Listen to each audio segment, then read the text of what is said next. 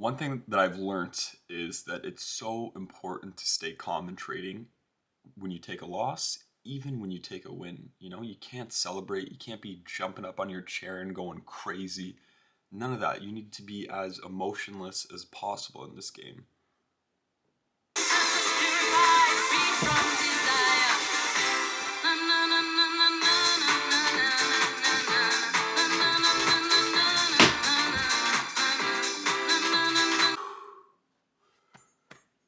Jokes aside,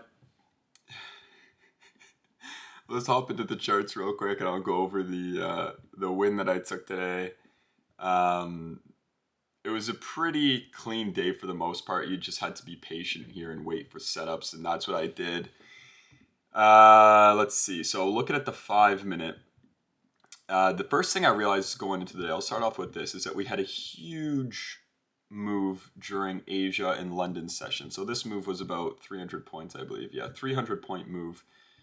So for me, it's tough to be bullish if we've already had such a big move. I felt like London had to at least, or sorry, New York was going to at least try to retrace a little bit of this move. So I was already bearish to begin the day.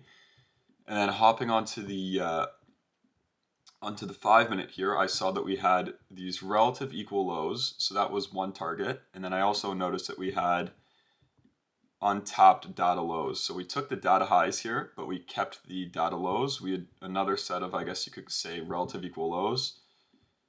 So two sets of relative equal lows going today. That would have been a good first target. And then we just absolutely take a dump and blow through those at market open. So at this point, I'm like, all right, that trade idea is gone, which is okay. So what do? You sit on your hands. And when the market is dumping like this, as a trader, it's your job to try to find potential reversal points. So that's what I did.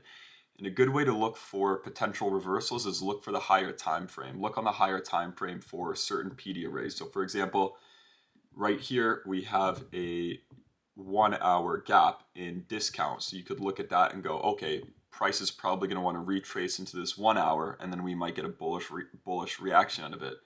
So what I was looking at on the higher time frame during this drop was this 4 hour breaker block here. So I had this breaker marked up, and this is actually a unicorn. So this is a breaker block inside of a fair value gap on the 4 hour time frame.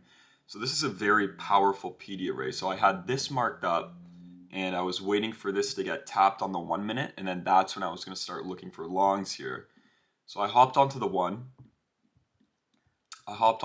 We got close to touching this 4 hour breaker. We never tapped into it. And then we get this down move here.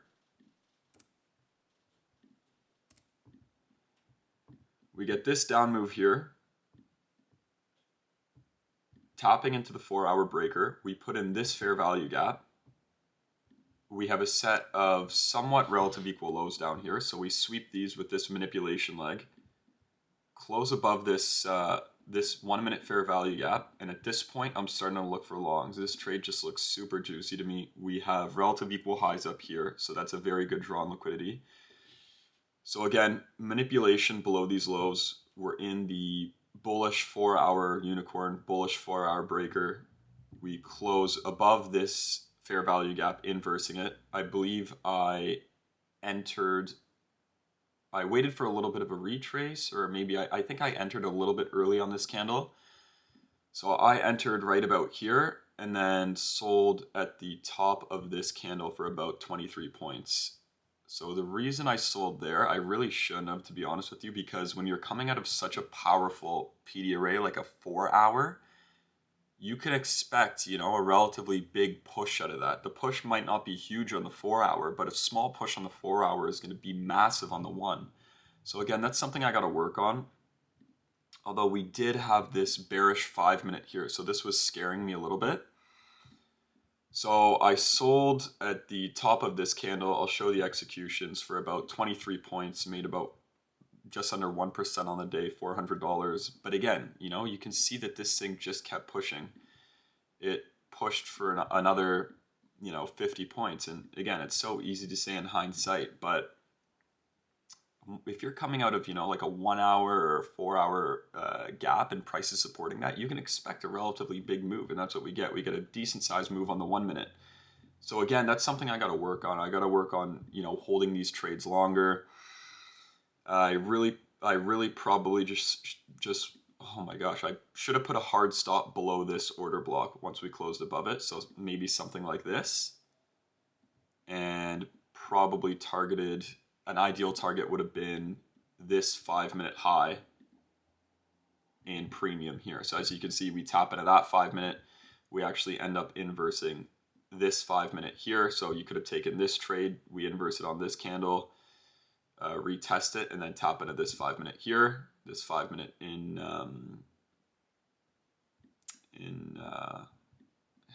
geez, my brain's just not braining today. Anyway, so that would have been a good TP, this 5 minute here.